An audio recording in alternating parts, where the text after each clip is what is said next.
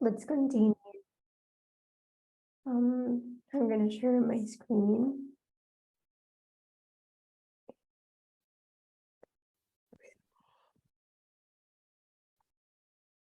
All right, can you see my screen?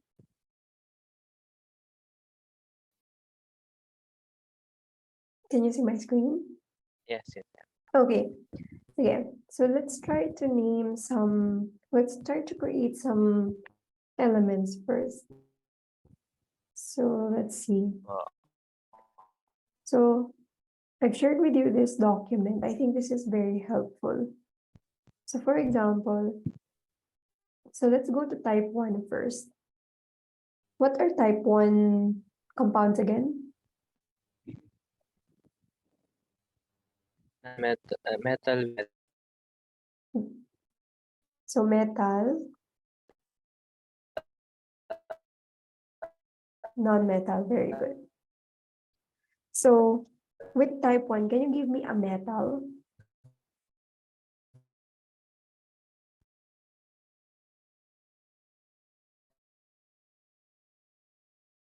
Let's try to create type 1 compounds. Can you give me a metal? Calcium. Calcium, okay. Oops. What's the charge of calcium? +2. Okay, can you give me a non-metal? Nitrogen. Nitrogen, what's the charge of nitrogen? -3. Sige, how would you form calcium and nitrogen? Calcium, -3. Nitrogen, +2. May positive, negative ba talaga? Wala. Wala. So how will you write that? Calcium 3, nitrogen 2. Very good.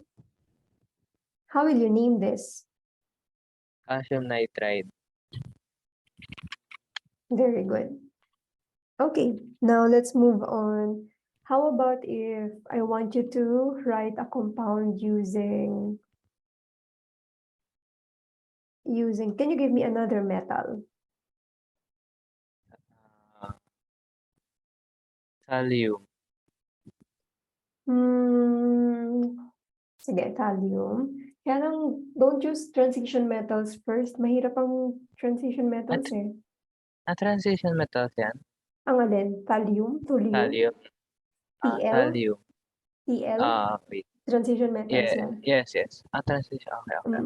So, wait up. So, if you go to the periodic table of elements, itong nandito sa gitna, yung purple, lahat yan transition metals. Thallium is not. Sorry, my bad. Nalimutan ko. Sige, so thallium is, let's do thallium. So what's the charge of thallium? +3. Can you give me a non-metal? Non-metal. Bromine. What's the charge of, are you sure? Negative. Yes. Bromide. Bromine. Bromine ba yun? Wait now, are you sure that bromine is a non-metal? Check mo. Wait lang. Bromine, tama. Nalimutan ko na, grabe. Okay, so bromine. What's the charge of bromine? +1. -1. Very good. So how would you name this? TlBr3. Very good. Thallium bromide. How will you name that? Thallium bromide. Thallium bromide. Okay. So you have, okay. And, okay. Sige. So you know how to do it now. Now let's go to type 2 compounds. What are type 2 compounds again? Transition metals with non-metals. Very good. So transition metal, non-metal. Can you give me a transition metal? Nickel.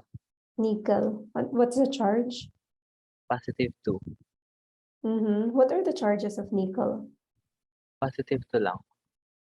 Then hindi mo siya pwedeng gamitin for type 2. Okay. So, dapat madami. So yung type 2 compounds, you can use metals that have multiple charges.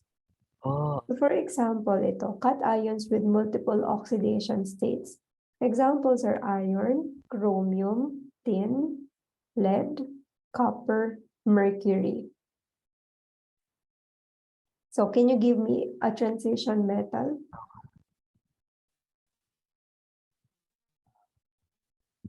You can refer to this list. Pwede mo gamitin tong list. Can you see my screen? yes, Mm. yes. Sige. Iron. Iron, what's the charge?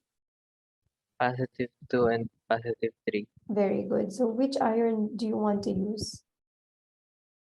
Positive 3. Positive 3. Okay. What non-metal do you want to use? Iodine. Sige. What's the charge of iodine? 1. Positive, negative. Negative 1. Right. Okay. How will you form them? Fe1 I3. Very good. So you would have FeI3. How will you name this? So you call, let's name it UPAC. So the UPAC system uses the Roman numerals. So UPAC, ito yung UPAC system. The UPAC system uses the Roman numerals. UPAC stands for this. So this is the new way of naming. So using the UPAC system, how would you name this compound? Iron and iodine. Iron 3. Iron 3 iodine. Very good. Io. Very good. Iodide. So using the old system, how would you name it? Yung old system uses us or ik. So yung fair.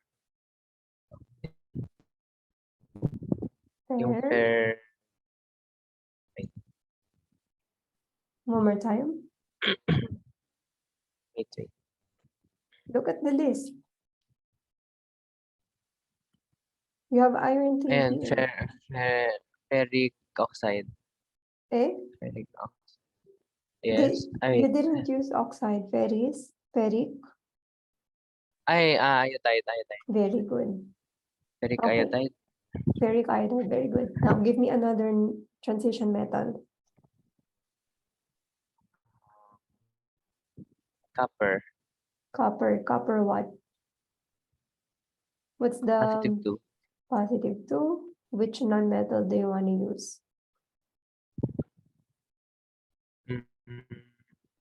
Nitrogen. Nitrogen. What's the charge?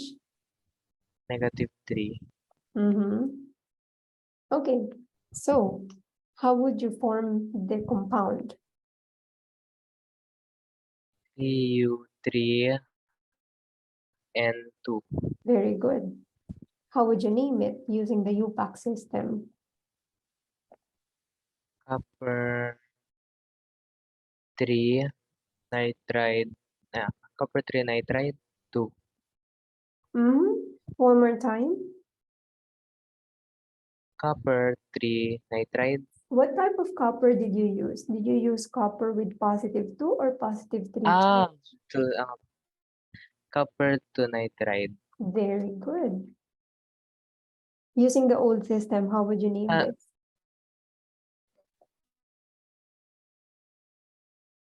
Cupric nitride. One more time. Did you use copper 1 or copper 2? Did you use copper 1 or copper 2? Copper. So what would be the name using the old system? Cupric nitride.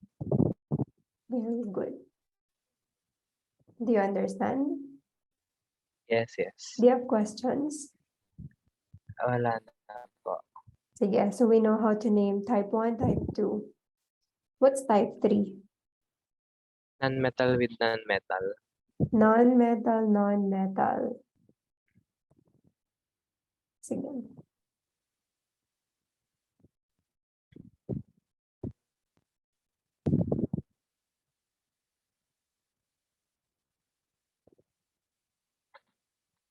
Can you give me a non-metal?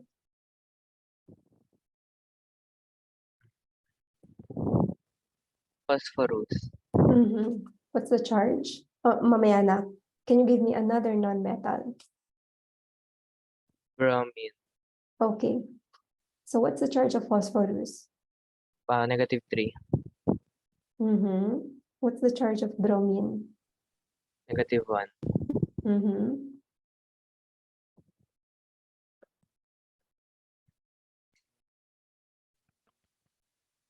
Okay, now let's go to the periodic table. Sabi natin kanina itong shortcut. Ang shortcut is you will consider look at the Left. periodic table. Let's go to the periodic table. Sabi natin meron tayong phosphorus and bromine. Now, which is more non-metallic? Sino yung mas nasa right side? Phosphorus Nasa right? or bromine? Nasa right or nasa left? Nasa right. Bromine. Bromine. So bromine will be the non-metal. Phosphorus is more metallic. Tama? Okay. So Yes. una mo isusulat yung phosphorus followed by bromine. Now, if you consider phosphorus a metal, ano na yung magiging charge niya? +5. Very good. Now, how will you name phosphorus and bromine? Phosphorus 1, bromine 5. So you don't have to write 1 after P. So PBr5. How will you name this? Phosphorus bromide. Phosphorus. Bromide. Is it simple as that? Remember, Sure. non-metal to non-metal, magdadagdag ka ng mga affixes. Okay. Phosphorus.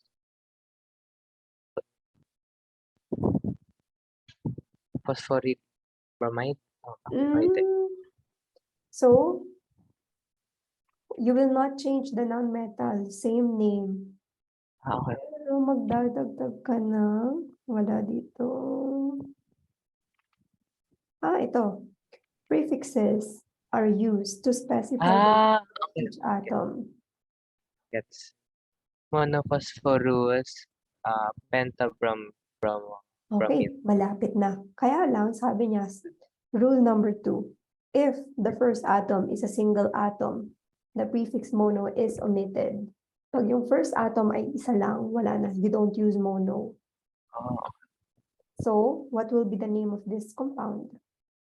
Phosphorus, pentabromide. Very good. Okay. Okay? Okay. Yes. Okay, one more. Can you give me another non-metal?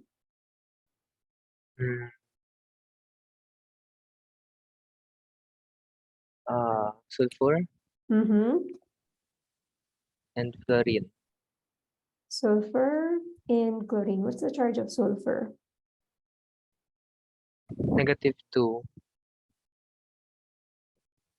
Wait on. 1, 2, 3, 4. Very good. And then chlorine. -1. Very good. If you consider sulfur a metal, what will be its new charge? +6. Very good. How will you form this compound? SCl6. Very good. How will you name this? Sulfur hexachloride. Very good. Do you have questions? None. Okay, 1, 2, 3, 4, 5. Very good. Okay, now let's move on to ternary compounds. Ternary compounds, it's like naming binary compounds. But the difference is, instead of a non-metal, you use this polyatomic ions.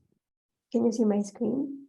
Yes. So polyatomic ions you could have hydroxide, phosphate, etc. So can you see the charge? Yes. So it has a charge. For example, hydroxide, what's the charge? -1. Very good. What's the charge of nitrate? -1. What's the charge of permanganate? -1. What's the charge of chromate? -2. Okay. Now, let's try to form some compounds. Ternary compounds is like type 1, type 2. So metal and polyatomic ion. Can you give me a metal? Metal. Sodium. Wait up. So let's try to write ito. Ternary compounds. So let's see, let's have sodium. What's the charge of sodium? +1. Very good. Can you give me a polyatomic ion? Polyatomic ion. Carbonate. Okay. Where's carbonate? What's the charge of carbonate? -2. Very good. How will you form this? Na-2, CO3. Very good. So you would have Na2CO3. Good job. Can you give me another metal? What's the name? So, sodium 1 carbonate. No.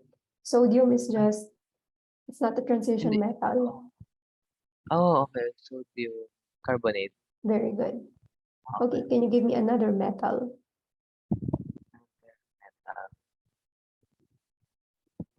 Magnesium. What's the charge? +2. Very good. Can you give me a polyatomic ion? Polyatomic ion. Phosphite. Okay, what's the charge? -3. Wait up. Phosphite. Ito. Okay, all right. How will you form the compound? Mg3, PO3, 2.